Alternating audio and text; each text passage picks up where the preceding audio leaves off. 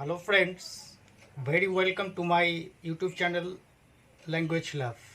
In previous class we discussed sentence structure and we learned single worded sentence, multi-worded sentence and verbless sentences. So today we are going to discuss subject and predicate. Yes, today's objective of our class is to learn subject and predicate. You all know that subject and predicate is a very simple topic. So we have to learn it before enter the some complex grammatical chapter. So you all know that a multi-worded sentence with a verb may be divided into two parts. A multi-worded sentence with a verb may be divided into two parts. A multi-worded sentence with a verb may be divided into two parts. আমরা যে মাল্টি-ওয়ার্ডেড সেন্টেন্সগুলো পড়েছিলাম পূর্ববর্তী ক্লাসে, সেই মাল্টি-ওয়ার্ডেড সেন্টেন্সগুলো যেগুলো verb সহ যে মাল্টি-ওয়ার্ডেড সেন্টেন্সগুলো রয়েছে সেগুলোকে কি করা যায়, সেগুলোকে আমরা দুটো ক্যাটাগরিতে ভাগ করতে পারি। মানে সেগুলোকে বলতে অ্যাকচুয়ালি সাবজেক্ট সেন্টেন্সটাকে আমরা দুটো ভাগে ভাগ করতে পারি, সেন্টেন্সের স্ট্রাকচারটিকে।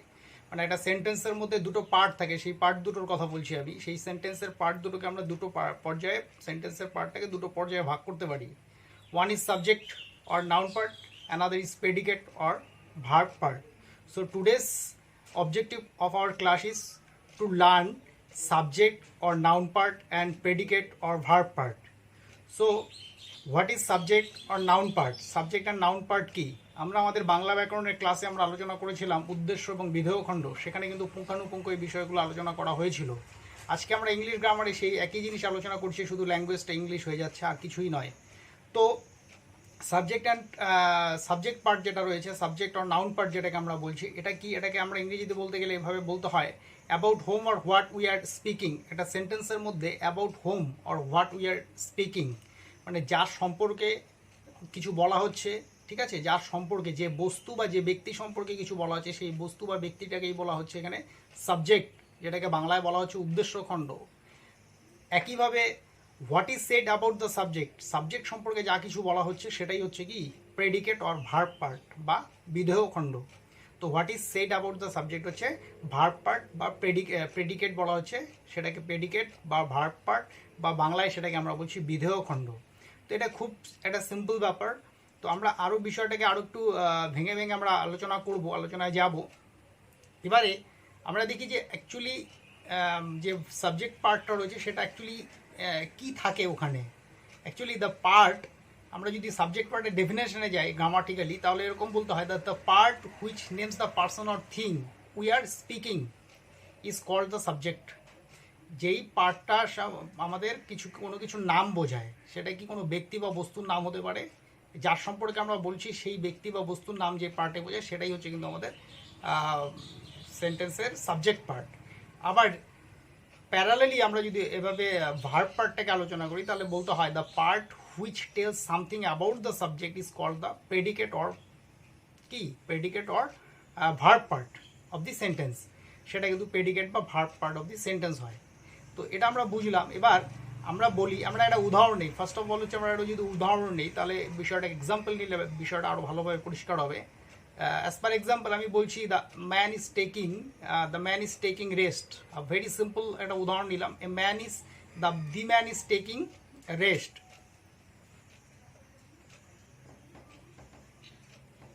The man is taking rest. তাহলে এই যে এক্সাম্পল রয়েছে, এই এক্সাম্পল থেকে আমরা একটা জিনিস বুঝি যে এখানে কার সম্পর্কে বলা হয়েছে, দি ম্যান সম্পর্কে এখানে বলা হয়েছে। সো এটা হচ্ছে সাবজেক্ট পার্ট। আবার কি বলা হচ্ছে, এই ম্যান সম্পর্কে কি বলা হচ্ছে? ম্যান সম্পর্কে বলা হচ্ছে যে কি, তিনি হচ্ছে কি ইজ টেকিং রেস্ট। তাহলে এটা হচ্ছে প্রেডিকেট পার্ট, এটা হচ্ছে প্রেডিকেট পার্ট, ঠিক আছে। তাহলে আমরা একটা জিনিস দেখব কি থাকে, সাবজেক্ট পার্ট, মানে আমাদের যে সাবজেক্ট পার্টটা থাকে, the subject part of the sentence consist of কি থাকে, noun, pronouns or adjectives. Subject পার্টে আমাদের কি কনসিস্ট করে বা সেখানে কি থাকে, সেখানে থাকে নাউন, প্রোনাউন্স অর অ্যাডজেক্টিভস। কিন্তু প্রেডিকেট পার্টে কি থাকে, The predicate parts of the sentence consist of finite verbs, কি বলবো, কমপ্লিমেন্টস, অবজেক্টস। এগুলো কিন্তু আমাদের প্রেডিকেট যে থাকে, প্রেডিকেটের যে পার্টটা রয়েছে সেখানে আমাদের থাকবে ফাইনাইট ভার্ব। মানে অ্যাকচুয়ালি বলতে গেলে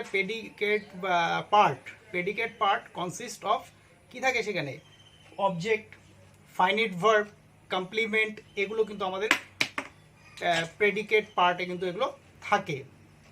এবারে আমরা একটা জিনিস বুঝি যে এটা প্রেডিকেট পার্ট, এটা সাবজেক্ট পার্ট, এটা হচ্ছে প্রেডিকেট পার্ট। তাহলে আমরা এখানে দেখব যে আমাদের কিন্তু আবার এই সাবজেক্ট পার্টগুলো কি আমরা যখন কনসিস্টের কথা বললাম যে কি বলে যে the subject part of the sentence consist of noun, pronouns or adjectives. তাহলে নাউন, প্রোনাউন্স অ্যান্ড অ্যাডজেক্টিভস হতে পারে। এখানে আমরা একটা নাউন পেয়েছি, দি ম্যান নাউন পেয়েছি, সেক্ষেত্রে প্রোনাউনও পেতে পারি। হি ইজ টেকিং রেস্ট, সেক্ষেত্রে প্রোনাউন হয়ে যেত।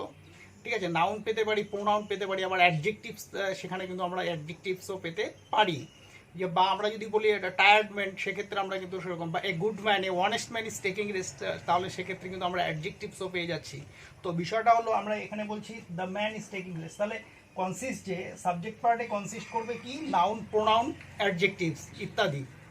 অ্যান্ড প্রেডিকেট পার্টে আমরা দেখবো যে ফাইনাইট ভার্ব থাকছে, সেখানে কমপ্লিমেন্ট থাকছে, অবজেক্টস থাকছে, অ্যাডভার্বিয়ালস, প্রিপোজিশনাল অ্যাডভার্বিয়ালসগুলো থাকবে, প্রিপোজিশন যুক্ত থাকবে। তো এই বিষয়গুলো আমরা প্রেডিকেট পার্টে পাবো।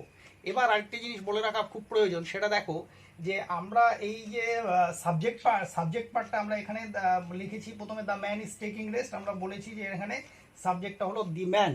এবার এই সাবজেক্টের যে পোর্শনটা সেটা কিন্তু প্রসারিত হতে পারে, যেটা আমরা বাংলায় বলেছিলাম উদ্দেশ্য প্রসারক। হ্যাঁ, যেটাকে বাংলায় আমরা উদ্দেশ্য প্রসারক বলছি। কীরকম আমরা বলতে পারি দি ফ্যাট ম্যান। এই যে দেখো এখানে কিন্তু অ্যাডজেক্টিভ চলে এলো, দি ফ্যাট ম্যান যখনই বললাম অ্যাডজেক্টিভ চলে এলো, এটা কিন্তু সাবজেক্টেরই পার্ট। ওকে, এবার আমরা যে প্রেডিকেট পার্ট রয়েছে, প্রেডিকেট পার্টটারও কিন্তু সম্প্রসারণ হতেই পারে, আরও হতে পারে। কীরকম, the fat man is taking rest under the tree. তাহলে আমরা দেখলাম যে কি আমরা সাবজেক্ট পার্ট অ্যান্ড প্রেডিকেট পার্টকে কিন্তু আমরা প্রসারিত করতে পারি, যেটা আমরা বাংলার ক্ষেত্রে আমরা বলেছিলাম যে উদ্দেশ্য প্রসারক এবং বিধেয় প্রসারক। তো ইংলিশ গ্রামারে কিন্তু সেই বিষয়টা খাটে, উদ্দেশ্য প্রসারক বা বিধেয় প্রসারক হতে পারে। বা আরও যদি আমরা এটাকে উদ্দেশ্যটাকে আরও প্রসারণ করতে পারি, এখানে দেখো অ্যাডজেক্টিভ চলে এসছে, দি ফ্যাটটা এসছে, আরও এটাকে আমরা প্রসারণ করতে পারি, the tired and fat man, এরকম বলতে পারি দি টায়ার্ড অ্যান্ড ফ্যাট ম্যান। এটা কিন্তু পুরোটাই কিন্তু subject, the tired and fat man, এটা কিন্তু উদ্দেশ্য প্রসারক হয়ে এটাকে টোটালটা একটা সাবজেক্ট হয়েছে। তারপরে আমরা is taking rest under the tree by the side of a road, by the side of a road. রাস্তার ধারে একটি কি আছে, ট্রি আছে, সেখানে তার নিচে ফ্যাট অ্যান্ড টায়ার্ড ম্যানটি কী করছে, রেস্ট করছে। তাহলে আমরা কীভাবে কিন্তু উদ্দেশ্যকে প্রসারণ করতেও পারি আর কি। তো যাই হোক, আমাদের বেসিক্যালি আমাদের যে অবজেক্টিভস আজকের ক্লাসে, সেটা হচ্ছে সাবজেক্ট অ্যান্ড প্রেডিকেটকে ভালো করে বোঝা। তো আমরা সাবজেক্ট অ্যান্ড প্রেডিকেটকে বুঝলাম, মোটামুটিভাবে বুঝলাম। আমরা তাহলে জেনারেলি এখান থেকে কনক্লুশনটা এভাবে টানতে পারি যে জেনারেলি আমরা দেখবো যে সাবজেক্টটা প্রথমে থাকবে এবং প্রেডিকেটটা পরে থাকবে, এবং সাবজেক্ট কনসিস্ট করবে নাউন, প্রোনাউন দিয়ে। বা আমরা যদি সংজ্ঞা হিসেবে বলি তাহলে হচ্ছে about home or what we are speaking, যার সম্পর্কে বা যার সম্পর্কে বা যে ব্যক্তি বা যে বস্তু সম্পর্কে কিছু বলা হচ্ছে, সেটা হচ্ছে subject part. And predicate part সেই হচ্ছে what is said about the subject সম্পর্কে যা কিছু বলা হবে সেটা হচ্ছে প্রেডিকেট পার্ট।